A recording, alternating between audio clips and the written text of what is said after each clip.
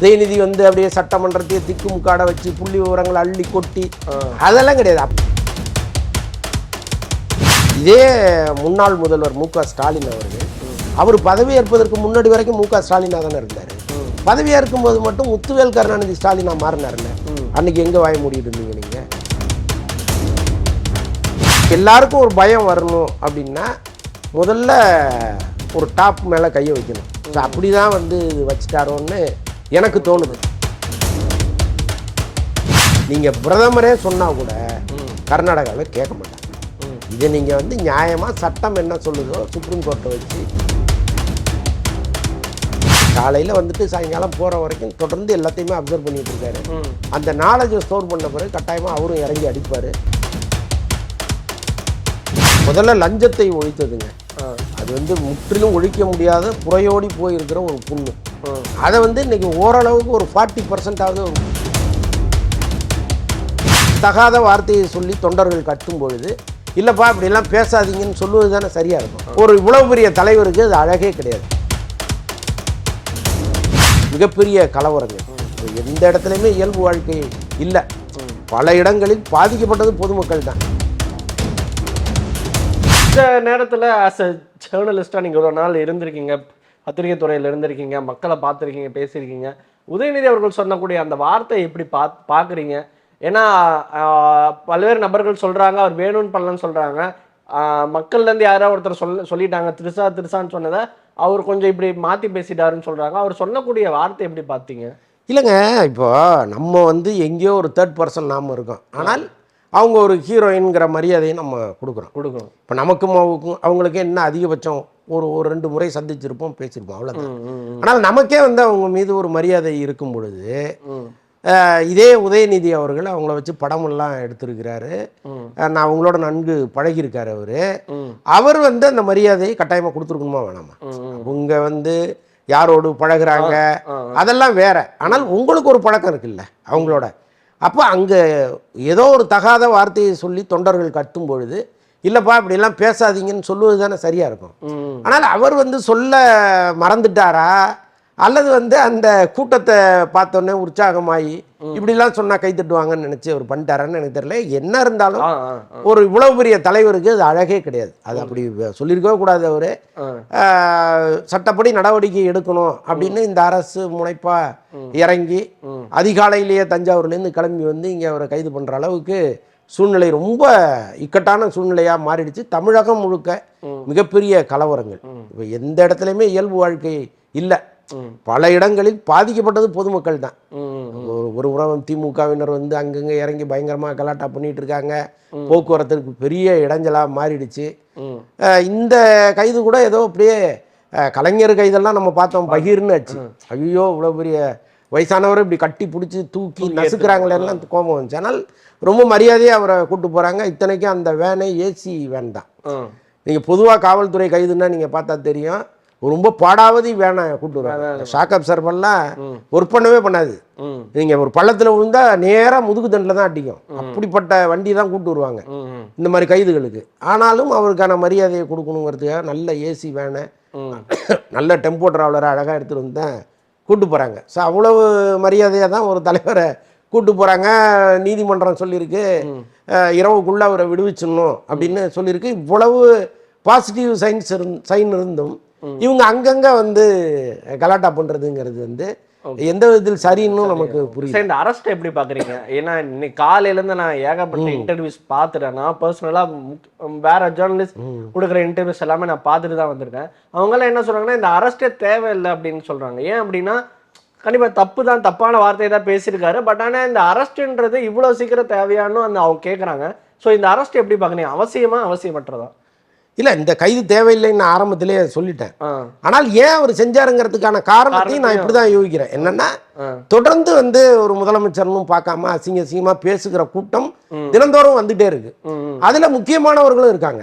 இப்போ ஏதோ வந்து எங்கேயோ சிவாஜி கிருஷ்ணமூர்த்தி மாதிரி ஒருத்தர் பேசினாருன்னா யாருமே கண்டுக்க போகிறதில்ல. ஏன்னா அது அவருடைய சுபாவம். அது 10 பேர் சிரிச்சுட்டு போயிட்டே இருப்பான். அதை யாரும் ஃபாலோ பண்ண போகிறதில்ல. ஆனால் பொறுப்பானவர்கள் பேசும் பொழுது அந்த வாயை எப்படி அடைக்கிறது? யாரோ ஒருத்தரை நீங்கள் வந்து கார்னர் பண்ணாதான் இவங்கெல்லாம் பயப்படுவாங்க. அப்போ அதற்காக செய்யப்பட்ட முன்னெச்சரிக்கையோன்னு தான் நான் இதை பார்க்குறேன். இதனுடைய விளைவுகள் வந்து இன்னும் ஜாஸ்தி ஆகிட்டே இருக்கும். இப்போ நாளைக்கு பட்ஜெட்டு இவங்க நிம்மதியாக தாக்கல் பண்ண முடியுமா? பட்ஜெட் தாக்கல் பண்ணுவதற்கு எதிர்க்கட்சிகள் விடுவாங்களா? இவ்வளவு கேள்விகளும் இருக்குது. நாளைக்கு சட்டமன்றத்தில் என்ன நடக்க போகுதுன்னு தெரியல. பெரிய கலவரமாக மாறுவதற்கு கூட வாய்ப்புகள் இருக்கு. சரி, இப்ப அந்த அரெஸ்ட் பண்றது அதுலயே ஏகப்பட்ட சிக்கல் இருக்குன்னு சொல்றாங்க. அவங்க சைடு நான் அந்த வீடியோ எல்லாம் பார்த்தேன், போன்ல எடுத்த வீடியோ, அவங்க வீட்டுக்குள்ள என்ன நடந்ததெல்லாம் நியூஸ்ல போட்டிருந்தாங்க. அவங்க சொல்றாங்க, இதுக்கு முன்னாடி முன்னாள் அமைச்சர் சுப்பிரமணியன் எல்லாம் சொல்றாரு, எங்களுக்கு 12 மணி வரைக்குமே அவகாசம் இருக்குல்லாம் சொல்றாங்க. கோர்ட்டு 12க்கு முன்னெல்லாம் அரெஸ்ட் பண்ணக்கூடாதுன்னு சொல்றாங்க. என்ன நடந்தது உண்மையாலுமே? இல்லை, அது உத்தரவு கிடையாதுங்க. ஒரு சஜஷனாக தான் சொல்றாரு நீதிபதி. நீங்கள் 12 மணி வரைக்கும் கைது பண்ணாமல் வெயிட் பண்ணுங்க அப்படின்னு சொல்றாரு. ஸோ அதை அவங்க என்ன பண்ணிட்டாங்க, நாங்கள் கைது பண்ணலைங்க, நாங்கள் விசாரணைக்கு தான் கூப்பிட்டு போகிறோம், அதை நீங்கள் தடுக்க முடியாதுன்னு சொல்லி தான் விசாரணைக்கு எடுத்துகிட்டு போகிறாங்க. ஸோ அதனால் நீதிமன்றம் என்ன கருத்து சொல்லுங்கிறது இவங்களுக்கும் ஓரளவுக்கு யூகிச்சிருப்பாங்க. கைது செய்யக்கூடாது அப்படின்னு சொன்னால் நீங்கள் அவரை வீட்டிலேருந்து வெளியில் கூப்பிட்டே வர முடியாது. ஸோ அந்த மாதிரி சிக்கல்கள் இருக்குது. ஸோ அதனால் எப்படி இருந்தாலும் நீதிமன்றம் கூடி அந்த விவாதம் நடந்து இரு தரப்பும் வாதங்களை முன் வச்சு ஃபைனலாக ஒரு ஸ்டேட்மெண்ட் வர்றதுக்கு சாயங்காலம் ஆயிரும். அப்போ அது வரைக்கும் காவல்துறை அங்கே நின்றுட்டும் இருக்க முடியாது. இது மேலும் சென்னையிலேருந்து எல்லா பகுதிகளிலேருந்து உடன்பிறப்புகள் திரண்டாங்கன்னா இன்னும் பெரிய காம்ப்ளிகேஷனாக மாறும். அப்போ உடனடியாக அவர் அங்கேருந்து அழைச்சிட்டு போகிறது தான் சரியாக இருக்குங்கிறதுனால தான் அவங்க என்ன பண்ணிட்டாங்க, நாங்கள் விசாரணைக்கு கூப்பிட்டு போகிறோம், நீங்கள் தீர்ப்பு அப்புறம் சொல்லுங்கன்ட்டு கிளம்பிட்டாங்க. ஸோ இதெல்லாம் வந்து தவிர்க்கவே முடியாது. இன்னொன்று, உதயநிதியை பொறுத்த அளவுக்கு இதற்கு முன்பு பெருசாக கைதாகிருக்காருன்னா கிடையாது. அவருடைய முதல் கைது கொஞ்சம் பெரிய கைது. இதுதான் அதிகபட்சம் என்ன பண்ணுவாங்கன்னா, எங்கேயாவது மறியல் பண்ணியிருப்பாங்க, இந்த கல்யாண மண்டபத்தில் உட்காருங்கன்னு ஒரு 200 பேரை உட்கார வச்சு சாயங்காலமாக போங்கன்னு அனுப்பியிருப்பாங்க. இதுதான் அதிகபட்சம் நடந்திருக்கும் அவருடைய கைதுங்கிறது. பட் இதுங்கிறது ஒரு முக்கியமான கைதாக மாறுது. அப்போ தமிழ்நாடு முழுக்க அவருடைய கட்சியினர் வந்து இன்னும் கொஞ்சம் வேகமாக செயல்படுவதற்கான ஒரு வேலையை தாவேக்கா பார்த்துருச்சு. இதில் நான் இன்னொன்னும் இப்போ யோசிக்கிறேன் என்னென்னா, இப்போ தனுஷ் வந்து திடீர்னு அரசியல் இவன் விஜயினுடைய ஆஸ்தான குருநாதர் ஒருத்தர் என்ன பண்ணுறாரு, தனுஷ் அரசியலுக்கு வந்துட்டாருன்னா எதிர்காலத்தில் விஜய் வெர்சஸ் தனுஷ் தான் இருக்கும். அது திமுக அதிமுக எல்லாம் இருக்காதுன்னு ஒரு வார்த்தையை சொல்றாரு. ஏதோ ஒரு ஜோதிடர் சொல்றாரு, நாம இது சீரியஸா எடுத்துக்க வேணாம்லாம் மக்கள் நினைக்கல. இவர் விஜய் சிஎம் ஆவாருன்னு சொன்னாரு, நடந்துருச்சு. ஒருவேளை இதுவும் நடக்குமோன்னெல்லாம் பேச ஆரம்பிச்சிட்டாங்க. அப்ப திமுக போன்ற ஒரு கட்சிக்கு நாம தான் எப்பவுமே அவேக்கா வெர்சஸ் திமுக தான், அது எல்லா காலத்திலையும் அப்படிங்கிறத நிலைநாட்ட வேண்டிய சூழ்நிலையும் இப்போ இருக்கு, ஒரு கட்டாயம். ஸோ இதெல்லாம் சேர்ந்து தான் இப்படி ஒரு விளைவு நடந்துருச்சோன்னு பார்க்குறேன் சார். அதான் நீங்கள் சொன்னதான் சார், இன்னைக்கு அவங்களுக்கு ஒரு அழுத்தம் இருக்குன்னு நீங்கள் பார்க்குறீங்களா? இன்னைக்கு இதுக்கு முன்னாடி இவ்வளோ வருஷம் ஆண்ட கட்சி திமுக, நம்ம என்னடா நம்மளை இவ்வளோ பெரிய வாக்கு வித்தியாசத்தில் தோத்துடாமே அப்படின்னு ஒரு அழுத்தம் இருக்குன்னு நீங்கள் நினைக்கிறீங்களா? இல்லைங்க, வெற்றி தோல்விங்கிறது வந்து சகஜம் அரசியலில். திமுக பார்க்காத வெற்றியும் கிடையாது, தோல்வியும் கிடையாது. ஸோ அதனால் அது வந்து அவங்கள பெருசாக உறுத்திருச்சாங்கிறது வேற. ஆனால் நம்ம நேற்று வரைக்கும் ரொம்ப அண்டர் எஸ்டிமேட் பண்ண ஒரு நபர் விஜய், அவர் வந்து இன்னைக்கு உட்காந்துட்டாரு, இங்கே போறாரு, ஆய்வு போறாரு, அதை நிறுத்துறாரு, இதை நிறுத்துறாரு. பல வருடமா நாம வந்து இங்கே ஒரு விஷயத்தை கடைபிடிச்சிட்டு இருக்கோம், பார்ட்டி ஃபண்டுன்னு, அப்புறம் இது கமிஷன்லாம் வாங்கிட்டு இருக்கோம். இது எல்லாத்தையுமே ஒரு ஆள் வந்து நிறுத்துறாரு. அப்போ மக்கள்கிட்ட இந்த செல்வாக்கு அதிகரிச்சுன்னா என்ன பண்றதுன்னு இவங்க பயப்படுறாங்க. ஸோ அதுக்கு பொருத்தமா இந்த காவேரி இஷ்யூ வருது. மேகதாது பத்தி முதலமைச்சர் பேசவே இல்லை, அங்க அணையை கட்ட போறாங்க, ஒரு டம்மி முதல்வர் தமிழ்நாட்டில் வந்ததுனால கர்நாடகாவுக்கு துளிர் விட்டு போச்சுன்னா இவங்க பேசுறாங்க. அதற்காக இந்த அரசு பேசாத அரசா இருந்தால் கூட சட்ட ரீதியா நடவடிக்கை எடுத்துக்கிட்டு இருக்காங்க. இப்ப விஜய் என்ன நினைக்கிறாருன்னா, 60 ஆண்டு காலமா நீங்க பேசி பேசி என்ன பண்ணீங்க, ஒண்ணுமே இல்லை. ஒவ்வொரு தடவையும் காவேரி இஷ்யூ பேசுவீங்க, சண்டை போடுவீங்க, என்ன நடக்குதோ அதுதான் நடந்துட்டு இருக்கு. இப்ப நீங்க இங்க ஆர்ப்பாட்டம் பண்றீங்கிறதுக்காக அங்க ஒன்றும் திறந்து விடல. அங்க மழை பொழிவு அதிகமா இருந்ததுன்னா ஓவர் ஃப்ளோவை திறந்து விடுறான். இதுதான் காலகாலமா நடக்குது. இது இல்லாம காவிரி நீர் மேலாண்மை வாரியம் என்ன சொல்லுதோ அதுக்கு கொஞ்சம் ஓரளவுக்கு கட்டுப்படுறாங்க. நாம சட்ட ரீதியாக எதிர்கொள்வோம்னு தான் இவங்க ட்ரை பண்ணிட்டு இருக்காங்க. அதை தான் பண்ண போறாங்க. இவருடைய அரசியலே டோட்டலா வேற மாதிரி இருக்கு. எல்லாத்துக்கும் ரோட்ல வந்து கத்தணுங்கிற அவசியம் இல்லை. நான் முறையா நீதிமன்றத்துக்கு போறேன், நீதிமன்றம் என்ன சொல்லுதோ அதன்படி நடக்கிறாங்கிறது இந்த ஆட்சியினுடைய பங்கா இருக்கு. ஸோ அப்படி இருக்கும்போது இவங்க மேகதாது அணைய வச்சோ அல்லது காவிரி நீர் வராததை பற்றியோ ஒரு பெரிய அரசியலை பண்ணலாம்லாம் நினைக்கிறாங்க. அந்த நேரத்தில் தான் இது போன்ற சச்சரவுகள்லாம் உள்ளே வந்துடுது. இது அந்த கைது பாருங்க, மறுபடியும் அரசியலில் புயல் மின்னல் இடின்னு தொடர்ந்து இடிச்சுட்டு சார். இந்த அரெஸ்ட் வந்து திமுக எப்படி பார்ப்பாங்க, அவங்களோட கட்சிக்காரங்க கட்சி தொண்டர்கள் எப்படி பார்ப்பாங்க? அவங்களால தாங்கிக்கவே முடியல. நாங்கள் நியூஸ் சேனல்லாம் பார்த்தோம். இந்த அரெஸ்ட் அவங்க எப்படி பார்ப்பாங்க? இவர் போய் இந்த முதல்வர் நம்மளை அரெஸ்ட் பண்றதா இது ஒரு அவமானமா பார்க்குறாங்களா? இது எப்படி பார்க்குறாங்க? இல்லைங்க, இதில் என்னங்க மான அவமானம் இருக்குது? அதெல்லாம் உங்களுக்கு அரசியல் கைது தானே இது. இங்கே இதுவே வேறொரு கைது, வேறொரு காரணம் உங்களுக்கு இருக்குது. இப்போ ஜெயலலிதா அம்மா சிறைக்கு போனாங்க, ஊழல் பண்ணாங்க, ஊழல் வந்து நிரூபிக்கப்பட்டது அப்படின்னு சொல்லி அவங்களுக்கு சிறை வாசம்னு சொன்னாங்க. அது வந்து கொஞ்சம் ஓரளவுக்கு அவமானகரமான விஷயம். ஆனால் அரசியல் கைதுங்கிறது, இது போன்ற அவதூறு கைதுகள்ங்கிறதெல்லாம் பெருசாக சீரியஸாக எடுத்துக்க வேண்டிய அவசியம் இல்லை. ஆனால் அவங்களுக்கு இதை வச்சு ஒரு அரசியல் பண்ணணும்னு நினைக்கிறாங்க. அதுக்கு பெரிய டூலாக இது அமைஞ்சு போச்சு, அவ்வளோதான். அமைஞ்சு போச்சு, இது வேற எதுவும் பார்க்க முடியாது சார். இப்போ நீங்கள் சொன்ன மாதிரி அசம்பிளி கூடுது, நாளைக்கு சட்டசபை கூடுது, பட்ஜெட் தாக்கல். பட்ஜெட்டுக்கு வந்து ஐயோ உதயநிதி வரக்கூடாது, எதிர்கட்சி தலைவர் எல்லாமே நான் பட்ஜெட் தாக்கல் பண்ணிடலாம் அப்படின்றதுக்காக தான் விஜய் பிளான் போட்டாருலாம். அதாவதுங்க, ஒரு கலைஞர் வராரு, நாமெல்லாம் சின்ன பசங்க, கலைஞரை சமாளிக்க முடியாதுன்னு நீங்கள் நினச்சிங்கன்னா அதில் ஒரு நியாயம் இருக்கு. உதயநிதி வந்து என்ன பேசி கிழிச்சு ஒன்றும் கிடையாது. அவரும் பேப்பரை வச்சு தான் பார்க்குறாரு. எப்படி விஜய் வந்து ஒரு பேப்பரை பார்த்து படிக்கிறாரா, உதயநிதியும் ஒரு பேப்பரை பார்த்து தான் படிக்கிறாரு. என்ன இவர் பேப்பரை பார்த்தே படிக்கிறாரு, அவர் அப்பப்போ பார்த்து படிக்கிறாரு, அவ்வளோதான். ரெண்டு பேருக்குமான வித்தியாசம், அவ்வளோதான். ஸோ அதனால் உதயநிதி வந்து அப்படியே சட்டமன்றத்தையே திக்குமுக்காட வச்சு புள்ளி விவரங்களை அள்ளி கொட்டி அதெல்லாம் கிடையாது. அப்படிலாம் ஒரு பயமும் உங்களுக்கு கிடையாது. அதனால் வந்து முன்னெச்சரிக்கை நடவடிக்கையாக உதயநிதியை கைது பண்ணிட்டாங்க, நாளைக்கு பட்ஜெட் தாக்கல் பண்ணும்போது அவரை எதிர்கொள்ள இவங்கெல்லாம் அஞ்சுக்கிறாங்க அப்படின்லாம் பேசுறது நிஜமாக வேடிக்கையாக இருக்குது. அப்படி வந்து பெரிய ஆளுமையெல்லாம் உதயநிதி கிடையாது. இப்போ நீங்கள் இதுவே வந்து ஒரு துரைமுருகன் இருக்கார், ஒரு ஒரு ஒரு யங்கான ஒரு தோற்றத்தில் அவர் இருக்கார், அவரால் சமாளிக்க முடியும்னா புள்ளி விவரங்களை எடுத்து போடுவாங்க. அப்படிப்பட்ட ஒரு கோசி மணி மாதிரி ஒரு அமைச்சர் இருந்தால் புள்ளி விவரங்களை தூக்கி போடுவாங்க. நீங்கள் அதுக்கு பயப்படலாம். நீங்கள் அப்படிப்பட்ட அமைச்சர்லாம் இவர் கிடையாது. அப்படிப்பட்ட எதிர்கட்சி தலைவராகவும் உதயநிதி இல்லை. ஸோ அதனால் அதுக்கு பயந்துட்டுலாம் இதை பண்ணாங்கங்கிறதெல்லாம் ரொம்ப ஒரு மாதிரி கேலி. Okay sir. இதில் நான் ஆச்சரியப்படுற விஷயம் என்னன்னா, இன்னைக்கு அதிமுகவோட முக்கிய தலைவர்கள், விசிகாவோட தலைவர் திருமாவளவன் அவங்களே சொல்றாங்க இந்த அரெஸ்ட் தப்புன்னு. ஏன்னா உதயநிதி பார்த்தோம்னா இல்லை அவங்களே அது பேசுனது தப்புன்னு சொல்றாங்க. அதையும் நீங்க கவனிக்கணும். Okay okay. ஆக்சுவலாக திரும்ப என்ன சொல்றாருன்னா, இப்படி வந்து நீங்க ஒரு கருத்தை முன் வச்சிருக்க கூடாது, இது ரொம்ப தவறானது, அநாகரிகமானதுலாம் அவர் சொல்றாரு. அதற்கப்புறம் இந்த கைது தேவையில்லைன்னு அவர் சொல்றாரு. ஸோ அதனால ரெண்டுமே சரிதானே, கைதும் அவசியம் இல்லை, அவரும் அப்படி பேசியிருக்க வேண்டியது இல்லை, அவ்வளோ.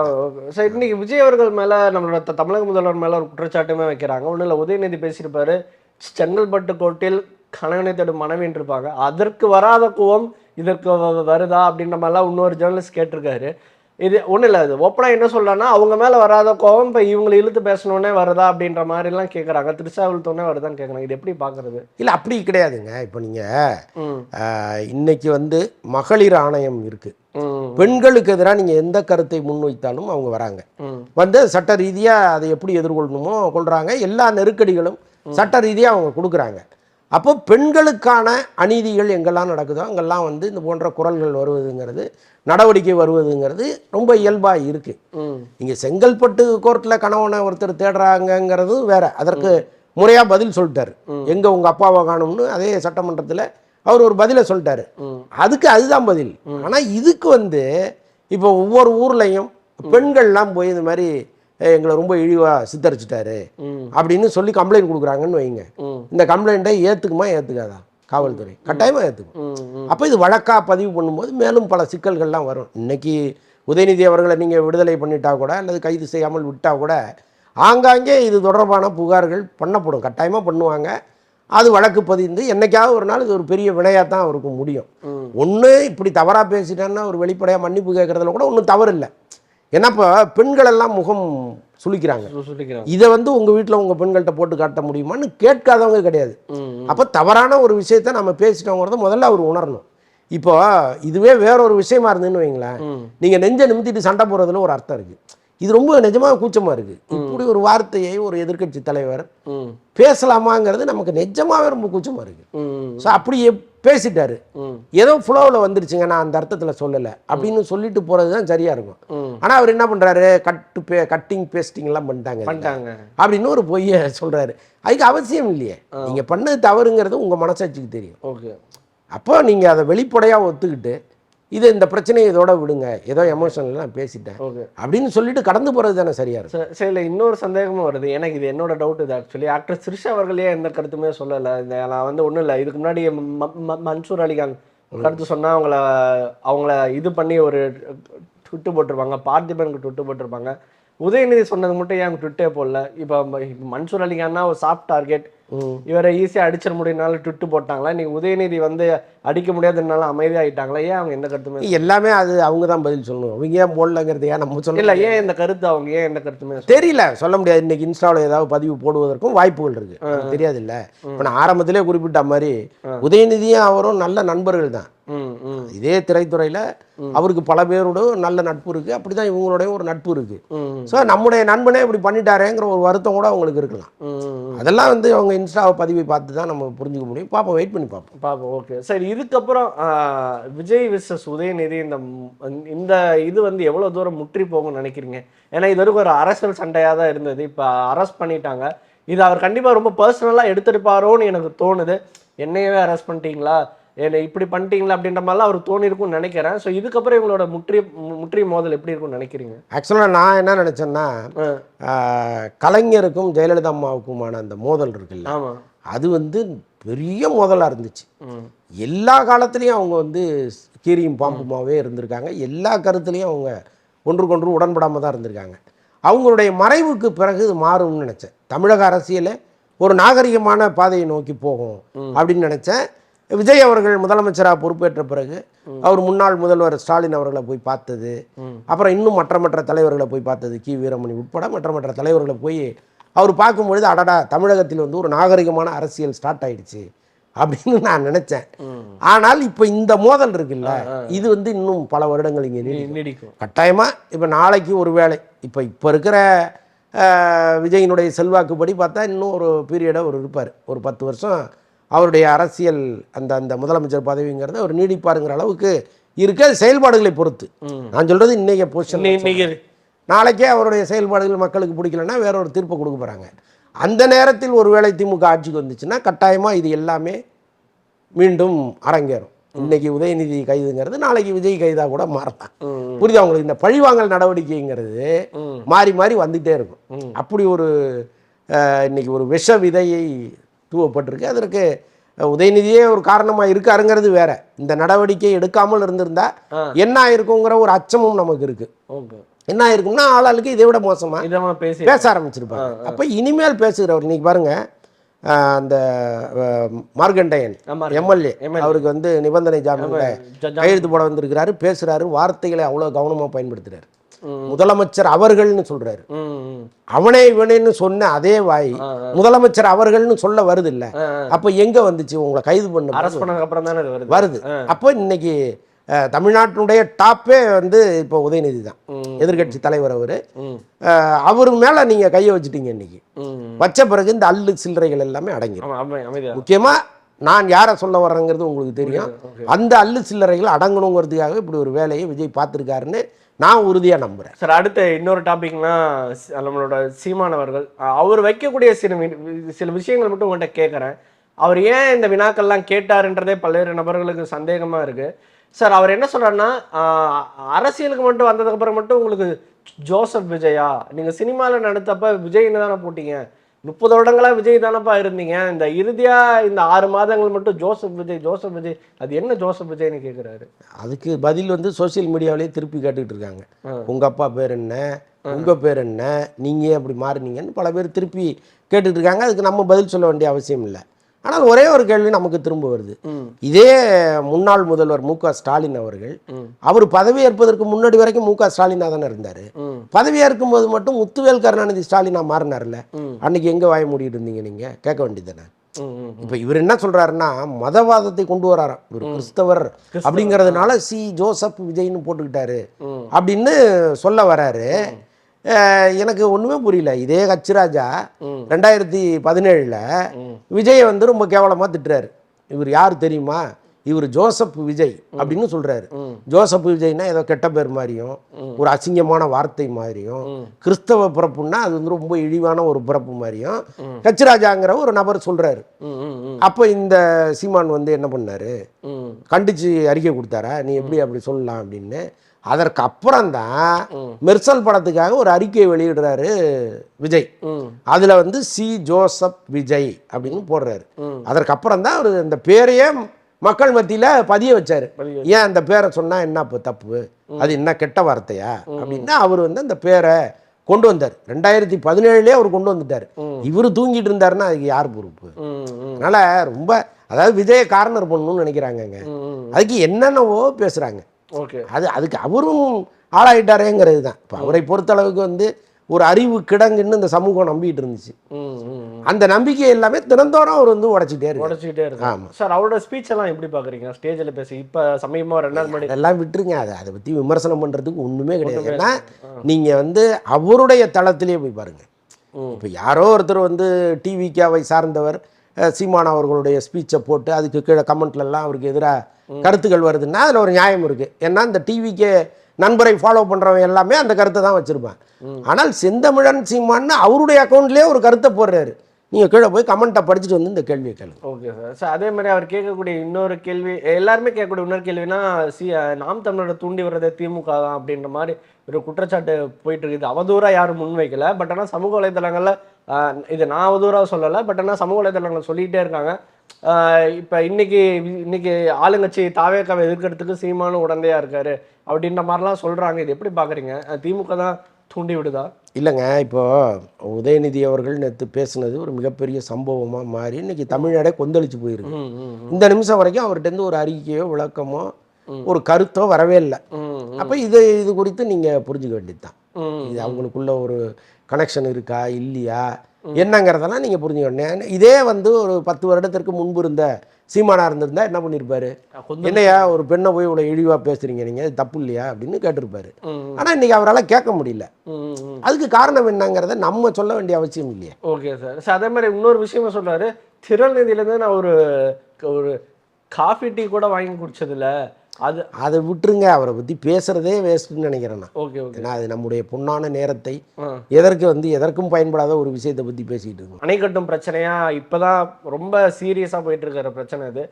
நம்மளோட தமிழக முதல்வர் கர்நாடகா போயிட்டு அங்கே இருக்கக்கூடிய மற்ற கட்சிகளை பார்க்கணும்னு நீங்கள் ஆசைப்படுறீங்களா? ஐ மீன் அது நடக்கணுமா இல்லை வேணாமா, என்ன நினைக்கிறீங்க? இல்லைங்க, அதாவது எம்ஜிஆர் காலத்தில் அது இருந்துச்சு, கலைஞர் காலத்தில் கூட இருந்துச்சு. என்னன்னா 2 முதல்வர்களும் ஒரு பரஸ்பர நட்பில் இருப்பாங்க. இப்போ இங்கே நம்ம கடைமடை பகுதிகளில் தண்ணி வரல, விவசாயம் வந்து பாதிக்கப்படுது அப்படின்னா ரொம்ப சைலண்ட்டாக கிளம்பி பெங்களூர் போய் அங்கே இருக்கிற முதலமைச்சரை சந்தித்து ஒரு டீயை குடிச்சிட்டு கொஞ்சம் தண்ணியை திறந்து விடுங்கன்ட்டு வந்துடுவாங்க. அவங்க என்ன பண்ணுவாங்க, முதலமைச்சரே நம்ம தேடி வந்தார், இப்போ ஒரு குறிப்பிட்ட அளவு தண்ணியை திறந்து விடுங்கன்னு சொல்லுவாங்க. இது காலகாலமாக நடந்துகிட்டு இருந்தது. எம்ஜிஆர் பண்ணியிருக்கிறாரு, கலைஞர் பண்ணியிருக்காரு, இது எல்லாமே நடந்தது தான். ஜெயலலிதா அம்மா வந்து தான் எதுக்கு ஒவ்வொரு முறையும் நம்ம கெஞ்சிக்கிட்டு இருக்கணும், சுப்ரீம் கோர்ட்டில் வழக்கு போடுங்கன்னு அவங்க அன்னைக்கு வழக்கு போட்டாங்க. இதே திமுக ஜெயலலிதா அவர்கள் தவறான ஒரு முன்னுதாரணத்தை ஏற்படுத்திட்டாரு, 2 மாநிலங்களுக்கு நடுவில் ஒரு மிகப்பெரிய பிரிவினையை அவர் தூண்டிட்டாருலாம் விமர்சனம் பண்ணாங்க. ஆனால் அவங்க வெற்றி பெற்ற பிறகு, காவிரி நீர் மேலாண்மை வாரியம் அமைக்கப்பட்ட பிறகு இவங்களே வந்து பாராட்ட வார்த்தைகள் இல்லைனாலும் மௌனமாக அதை பாராட்டிட்டு தான் இருந்தாங்க. ஏன்னா நமக்கான தண்ணி ரைட் ராயலாக வந்துட்டு இருக்கு. இன்னைக்கு பெங்களூரே வந்து காஞ்சி கிடக்கு. இப்போ அவங்களும் அங்கேயும் நம்ம தமிழர்கள் நிறைய பேர் இருக்காங்க. பெங்களூரும் வந்து கடுமையான வறட்சியில் இருக்குது. அவங்களுக்கு குடிநீரே சில நேரம் கிடைக்காத சூழ்நிலையெல்லாம் இருக்குது. அப்போ அவங்க என்ன பண்ணுவாங்கன்னா, நமக்கே தண்ணி இல்லாதப்ப நம்ம எதுக்கு அவங்களுக்கு விட முடியும் அப்படின்னு கேட்பாங்க. அதெல்லாம் நியாயமான கேள்விகள். அப்போ இதை சட்ட ரீதியாக நீங்கள் அணுகாமல் பெரிய அளவுக்கு சாட்டையை சொல்லிட்டாமல் அந்த முதலமைச்சரை போய் பார்த்து நீங்கள் பேசுனீங்கன்னா அது கொஞ்சம் ஏதோ ஒரு 100 டிஎம்சி வர வேண்டிய இடத்துல ஒரு 20-30 டிஎம்சியாவது தண்ணியை திறந்து விடுவாங்க. ஸோ இதுதான் வந்து விஜய் நினைச்சது. பட் என்னன்னா, சிடி நிர்மல்குமார் அமைச்சர் என்ன சொல்கிறாருன்னா, அந்த முதலமைச்சர் சிவகுமார் அவர்களுக்கும் இங்கே இருக்கிற முன்னாள் முதல்வர் மு.க. ஸ்டாலின் அவர்களுக்கும் ஒரு நெருங்கிய நட்பு இருக்குது, இவர் தான் வந்து இந்த சந்திப்பையே கெடுத்து விட்டாரு அப்படின்னா அவர் சொல்கிறாரு. அது எந்த அளவுக்கு உண்மை இருக்குங்கிறது சம்மந்தப்பட்டவர்களுக்கு தான் தெரியும். இப்போ இயற்கை என்ன பண்ணுது, சரி இவ்வளோ பெரிய பிரச்சனைக்கு நடுவில் நம்மளே மழை பொழிஞ்சிட்டோம்னா பிரச்சனை இல்லாமல் போயிருமேன்னு நினச்சி தண்ணியை அங்கே திறந்து விட்டாங்க, வேறு வழி இல்லாமல் திறந்து விட்டாங்க. இப்போ இவங்க என்ன கேட்குறாங்கன்னா, நமக்கு வர வேண்டிய தண்ணியை ரைட் ராயலாக கேட்காம இந்த உபரி நீரை வாங்குறதுல என்ன அர்த்தம் இருக்குது அப்படின்னு கேட்குறாங்க. இது எல்லாமே வந்து அரசியல் ரீதியாக கேட்கப்படுகிற கேள்விகள். இதை தாண்டி ப்ராக்டிக்கலாக என்னங்கிறத நம்ம பார்க்கணும். அதேமாதிரி மேகதாது அணை விவகாரத்தில் ஒரு நீர்வளத்துறை அமைச்சர், மத்திய அமைச்சர் வந்து ஒரு கருத்தை ஒன்று சொல்லிட்டாரு. அவ்வளோதான், முடிஞ்சு போச்சு, நாளைக்கே அணையை கட்ட போகிறாங்கங்கிற அளவுக்கு இங்கே புரளியை கிளப்பி விட்டாங்க. கடைசியில் என்னாச்சு, மத்திய அரசு இது எதற்குமே அனுமதி கிடையாது, நீங்கள் இந்த உங்கள் திட்ட வரைவே தப்பாக இருக்குன்னு திருப்பி அனுப்பிச்சி விட்டுருச்சு. இப்போ அந்த முதலமைச்சர் என்ன சொல்கிறாரு, இதெல்லாம் நாங்கள் சரி பண்ணி திரும்ப அனுப்புவோன்றாரு. என்ன இருந்தாலும் சட்ட ரீதியாக அவங்க கட்டவே முடியாது. அதை சட்டத்தின்படி இந்த அரசு அணுகுமே தவிர சண்டை போட்டு அணுக வேண்டிய அவசியம் இல்லை. ஏன்னா எப்போவுமே சொல்லப்படுவது தான். இப்போ ரஜினி சொன்னப்போ ரஜினிகிட்ட பயங்கரமாக பல பேர் போய் சண்டையை போட்டாங்க, நீ வந்து கர்நாடகா ஆளு, அதனால் அங்கே இருக்கிற தமிழர்கள் 50 லட்சம் பேருக்கு மேலே இருக்காங்க, இப்போ அவங்களெல்லாம் நம்ம பார்க்க வேண்டாமான்னு அவர் சொன்னார். அதை ஒரு பெரிய பிரச்சனையாக கொண்டு வந்துட்டாங்க. இவர் அந்த அரசுக்கு சாதகமாக இருக்காருன்னு. உண்மை அதுதான், ப்ராக்டிக்கல் அதுதான். அங்கே ஏராளமான தமிழர்கள் இருக்காங்க, இங்கே ஏராளமான கன்னடர்கள் இருக்காங்க. ஸோ அப்படி இருக்கும்போது இந்த இரு மாநிலத்துக்கு நடுவில் சண்டையை போட்டுட்டு சட்டையை பிடிச்சிட்டு இருக்கணுங்கிற அவசியம் இல்லைன்னு நம்ம முதல்வர் நினைக்கிறாரு. ஸோ அதை ஒன்று சட்ட ரீதியாக தீர்க்கணும், இல்லைன்னா நேராக போய் சந்தித்து தீர்க்கணும்னு நினைக்கிறாரு. ஆனால் இதை வைத்து ஒரு அரசியல் பண்ணணும்னு நினைக்கிறவங்களுக்கு அதெல்லாம் தவறாக போடுது, அவ்வளோதான். ஓகே சார், அவங்க தான் அரசியல் இதை வச்சு தான் அவங்க ஆட்சியவே பிடிச்சிருக்காங்கலாம் ஒரு ஸ்டோரி சொல்லிட்டு இருக்காங்க. ஆனால் அங்கே ஆட்சியை பிடிச்சது காங்கிரஸ் ஆட்சியை பிடிச்சதில் இந்த மேகதாது அணை முன் வச்சு தான் ஆட்சியை பிடிச்சதா சொல்றாங்க. சார், இப்போ இந்த விஷயம் எப்படி எடுத்துட்டு போனா சால்வ் ஆகும்னு நினைக்கிறீங்க? ஏன்னா ஏகப்பட்ட பேர் சொல்றாங்க விஜய் அவர்கள் நம்மளோட உரிமையெல்லாம் விட்டு கொடுத்துறாருன்னு சொல்றாங்க. உங்களுக்கு அப்படி தோணுதா? இல்லை, அதெல்லாம் ஒரு உரிமையை விட்டு கொடுக்கலங்க. இவங்கள மாதிரி ரோட்ல வந்து போராடணும், கத்திட்டு இருக்கணும்னு இவங்க நினைக்கிறாங்க. தினந்தோறும் கத்திக்கிட்டே இருக்கணும், தினந்தோறும் போராடிட்டே இருக்கணும், அதுக்கு அவசியம் இல்லைன்னு அவர் நினைக்கிறார். சட்ட ரீதியாக எல்லாத்தையுமே அனுபவம், சட்ட ரீதியாக பார்த்துக்கலான்னு அவர் நினைக்கிறார். ஸோ அதனால இன்னொன்று வந்து இப்போ பல பேர் கேள்வி கேட்குறாங்க, அங்கே வந்து காங்கிரஸ் தானே ஆளுது, நீங்கள் காங்கிரஸோட கூட்டணி வச்சிருக்கீங்கல்ல, ராகுல் காந்திகிட்ட சொல்லி தண்ணியை விட வேண்டியது தானே அப்படின்னு கேட்குறாங்க. ஏன் இவ்வளவு நாள் திமுகவும் காங்கிரஸ் தான் கூட்டணி வச்சிருந்தது, என்ன காவிரி இஷ்யூ இன்னைக்கா வருது, எத்தனை வருஷமா இங்கே இருக்கு, இதே திமுக ஏன் பண்ணல? அதனால இப்போ அங்கே இருக்கிற காங்கிரஸ்காரர்கள் அவங்களுக்கு தான் ஆதரவாக இருப்பாங்க, இங்கே இருக்கிற காங்கிரஸ்காரர்கள் நமக்கு தான் ஆதரவாக இருப்பாங்க. ஸோ அதனால நீங்கள் வந்து கட்சியில் தாண்டினதுங்க இந்த விவகாரம். இதை வந்து இவங்க கட்சியாக பார்க்குறதே முதல்ல அபத்தம். இது கட்சியை தாண்டின விஷயம். நீங்கள் பிரதமரே சொன்னால் கூட கர்நாடகாவில் கேட்க மாட்டாங்க. இதை நீங்கள் வந்து நியாயமாக சட்டம் என்ன சொல்லுதோ சுப்ரீம் கோர்ட்டை வச்சு அதன்படி தான் இதுக்கு தீர்வு காண முடியுமே தவிர நீங்கள் ஒவ்வொரு முறையும் வந்து இங்கே கத்திக்கிட்டு இருந்தோ ஆர்ப்பாட்டம் பண்ணியோ அங்கே வர்ற பஸ்ஸை நிறுத்தி கல் எடுத்து அடித்தோ எதுவும் எந்த தீர்வுமே கிடைக்காது. ஓகே சார், ஸ்டாலின் அவர்களுமே சொன்னார் விஜய் அவங்க அங்கே போகக்கூடாது. அதேமாரி சிபிஐ அந்த கட்சிகளும் சொல்கிறாங்க, இவங்க அலைன்ஸ் இருக்கிற கட்சிகளை சொல்கிறாங்க விஜய் அங்கே போகக்கூடாது அப்படின்னு. என்ன சார் பண்ணலாம், போகணுமா போகக்கூடாது? இறுதி அவரே சொல்லிட்டாரு, வராதிங்க, இப்போ இருக்க சரியில்லை, அதனால நீங்கள் வராதிங்கன்னு சொல்லிட்டாரு. அதற்கப்புறம் ஒரு முதலமைச்சர் வந்து வெக்கத்தை விட்டுட்டு போக வேண்டிய அவசியம் இல்லை. ஸோ அதனால் அது விட்டுருங்க. பட் இவங்க சொல்கிறது வந்து போகாதீங்கன்னு சொல்கிறது நல்லதுக்காகவா கெட்டதுக்காகவா நம்ம யோசிக்கணும். ஒரு நல்ல பேரை அவர் வாங்கிட்டாருன்னா அதுக்காக கூட அவங்க வந்து திசை திருப்பி விடலாங்க. ஸோ அதனால் அதை விட்டுருங்க. ஏன்னா இதற்கு முன்பு இருந்த தலைவர்கள் போயிருக்காங்க, இவர் போகணும்னு நினைக்கிறாரு, அவ்வளோதானே. அதிமுகலேருந்து வந்தவங்களுக்கு தாவேக்கால பதவி கொடுத்துருக்காங்க, சில முக்கிய உறுப்பினர்கள்லாம் பதவி கொடுத்துருக்காங்க. இது எப்படி பார்க்குறீங்க சார்? இந்த ஏன்னா பல்வேறு நபர் கிரிட்டிசைஸ் பண்ணுறாங்க, ஏன்னா இவ்வளோ வருஷமாக தாவேக்கால உழைச்சவங்களே இன்னும் பாதி பேர் அதிருப்தியில் இருக்காங்க, எனக்கு பதவி இல்லையா அப்படின்ற மாதிரி. இவங்களுக்கு ஒரு இடம் கொடுத்தது எப்படி பார்க்குறீங்க? இல்லை, அப்படிலாம் கிடையாதுங்க. தாவேக்காவில் இருப்பவர்களுக்கு என்ன மரியாதையோ அதை கட்டாயமாக செய்வோம்னு சொல்லிட்டாங்க. இப்போ அவங்களுக்கு வந்து அரசு பதவியெல்லாம் கொடுக்க முடியாது, கட்சி பதவிகள் தான் கொடுக்க முடியும். இப்போ அதிமுகவிலிருந்து போனவர்களுக்கு இதை செய்தி தொடர்பாளர்கள் பதவி தான் கொடுத்துருக்காங்க. இதை தாண்டி ஒன்றும் பெருசாலாம் பண்ணிடல. ஸோ அதனால் இதை வந்து ஒரு பெரிய பிரச்சனையாக கொண்டு வருவதெல்லாம் அவசியம் இல்லாத ஒன்று. இன்னொன்று வந்து மாற்றுக் கட்சியிலிருந்து வர்றவர்களுக்கு நீங்கள் ஏதாவது ஊக்கப்படுத்துகிற மாதிரி கொடுத்தா தான் தொடர்ந்து அங்கேருந்து வருவாங்க. கட்சியை ஸ்ட்ராங் பண்ணுறது ரொம்ப முக்கியமான ஒரு விஷயமா இருக்கிறதுனால அதையும் நீங்கள் கன்சிடர் பண்ணணும். இப்போ பாருங்கள், போன அமைச்சரவையில் திமுகவில் இருந்த பல அமைச்சர்கள் எல்லாமே அதிமுகவிலேருந்து போனவங்க தான். அப்போ அந்த கட்சி செய்யும்போது சரின்னு நினைக்கிறவங்க இந்த கட்சி செய்யும்போது மட்டும் எப்படி தப்புன்னு சொல்ல முடியும்? அதனால் அது வந்து தவிர்க்க முடியாத ஒரு விஷயம். Okay sir. சார், இப்போ இந்த இடைத்தேர்தல் பற்றி என்ன சார் நினைக்கிறீங்க? எந்த கட்சிக்கு ஒரு அட்வான்டேஜ் இருக்கும்னு நினைக்கிறீங்க? இடைத்தேர்தல் எப்போ வரும்னு தெரியலையே. ஓகே, இருந்தாலுமே அதை ஒட்டி தான் இல்லை, அது வருகிற காலத்தை பொறுத்து தான் நம்ம முடிவு பண்ண முடியும். ஏன்னா இன்னைக்கு சுச்சுவேஷனுக்கு இடைத்தேர்தல் வச்சிங்கன்னா விஜய் தான் ஜெயிப்பார், தாவேக்கா தான் ஜெயிக்கும். இவர்களுடைய செயல்பாடுகள் இதே மாதிரி இருக்கு, மக்கள்கிட்ட வந்து எந்த இடத்துலையும் இவங்க அவர்சனை சம்பாதிக்கலை அப்படிங்கிற சூழ்நிலை வரும்பொழுது பிரச்சனையே கிடையாது. ஒருவேளை ஏதாவது கொஞ்சம் மாறி இருக்குது அப்படின்னா அந்த நேரத்தில் எலெக்ஷன் வந்ததுன்னா கட்டாயமாக அது வந்து ஒரு சின்ன விளைவை ஏற்படுத்தும். ஸோ அதனால் அது எப்போ வருதுங்கிறத பொறுத்து தான் அந்த முடிவுக்கு வரும். Okay sir. சார் இப்போ திமுக, அதிமுக, பாஜக அவங்களோட அலைன்ஸ் சேர்ற மாதிரி இருக்கல. திமுக, பாஜக என்ன மாதிரி அலைன்ஸ் ஃபார்ம் ஆகும்னு நினைக்கிறீங்க? ஏன்னா திமுக, பாஜக கூட்டணி தான் சொல்லிகிட்டே இருக்காங்க. அது நடக்கும்னு நினைக்கிறீங்களா? வேற வழி இல்லையே. இப்போ நீங்கள் ஏதாவது ஒரு தேசிய கட்சியோடு மாநில கட்சி இணைந்து தேர்தலை எதிர்கொள்வது தான் தொடர்ந்து நம்ம பார்க்குறோம். இப்போ திமுக வந்து பிஜேபியோட கூட்டணி இல்லைன்னா காங்கிரஸோடு இருப்பாங்க, காங்கிரஸோட கூட்டணி இல்லைன்னா பிஜேபியோட இருப்பாங்க. எப்போவுமே அவங்க தனித்து இருந்தது கிடையாது. ஸோ அப்படி இருக்கிற பட்சத்தில் இன்னைக்கு காங்கிரஸோட அவங்க விலகி வெளியில் வந்துட்டாங்க. இந்த சூழ்நிலையில் இப்போ வேற வழி இல்லை, பிஜேபி தான் அவங்க கூட்டணி போகணும். ஆனால் இது வெளிப்படையாக நடக்குமாங்கிறது நமக்கு தெரியல. ஏன்னா இப்போ தமிழகத்தை பொறுத்தளவுக்கு பிஜேபியோடு யார் கூட்டணி வச்சாலும் அவங்கள மக்கள் விரும்புறதில்லை. அதுதான் ஏடிஎம்கே வந்து தொடர்ந்து தோல்விகளை சந்தித்ததுக்கு ஒரு பெரிய காரணமாக இருந்துச்சு. அப்படி இருக்கும்போது அந்த ரிஸ்கை திமுக எடுக்குமாங்கிற ஒரு சந்தேகமும் இருக்குது. ஒருவேளை இப்போ தேர்தலின் போது வெளியிலேருந்து ஆதரவு தர்றோம் அப்படிங்கிற மாதிரி ஏதாவது ஆதரவு கொடுப்பதற்கு வாய்ப்பு இருக்குது. பட் தெரியல, அது அந்த சூழ்நிலையை பொறுத்து தான். Okay sir. நம்ம ரீசெண்டாக சமூக வலைத்தளங்களில் போஸ்டர் பார்த்து நீங்கள் பார்த்துருப்பீங்களான்னு தெரியல. ஆக்ட்ரஸ் த்ரிஷா அவர்கள் அரசியல் வரணும்னு சொல்லி சேலமோ திருச்சியோன்னு நினைக்கிறேன் ஒரு போஸ்டர் மாதிரி அடித்து ஒட்டியிருந்தாங்க. இந்த மாதிரி நீங்களும் அரசியலுக்கு வரணும், தாவேக்கால இணைந்து செயல்படணும் அப்படின்னு. அதுக்கான வாய்ப்புகள் இருக்குன்னு நினைக்கிறீங்களா? பெரும்பாலும் அதற்கு வாய்ப்புகள் இல்லைன்னு தான் நான் நினைக்கிறேன். இன்னொன்று, இது போன்ற தொண்டர்களை கட்சி விட்டு முதல்ல நீக்கணும்.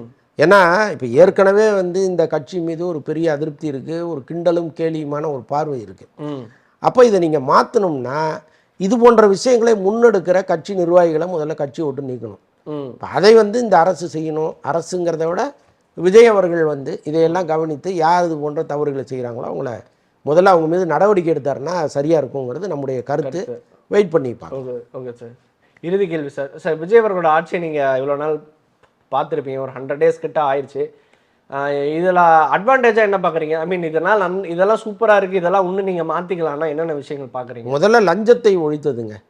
அது வந்து முற்றிலும் ஒழிக்க முடியாத புறையோடி போயிருக்கிற ஒரு புண்ணு. அதை வந்து இன்னைக்கு ஓரளவுக்கு ஒரு 40% ஒரு ஒழிச்சிருக்காங்க. அதெல்லாம் சாதாரண விஷயமே கிடையாது. அப்படி ஒரு எண்ணத்தை இங்கே உருவாக்குறதே பெரிய கஷ்டம். இப்போ அதை வந்து அவர் பண்ணியிருக்கிறாரு. பல்வேறு துறைகளில் இது வந்து ஒரு பெரிய வேலை நடந்திருக்கு. ஸோ அதற்கு முதல்ல நம்முடைய பாராட்டுகள். அதே மாதிரி வந்து அரசு பணி பல பேர் நீண்ட காலமாக நிரப்பப்படாத பணிகள்லாம் தொடர்ந்து நிரப்பிட்டே இருக்காங்க. ப்ரொமோஷன்ஸு எதற்குமே பணம் வாங்காமல் பண்ணி கொடுக்குறாங்க.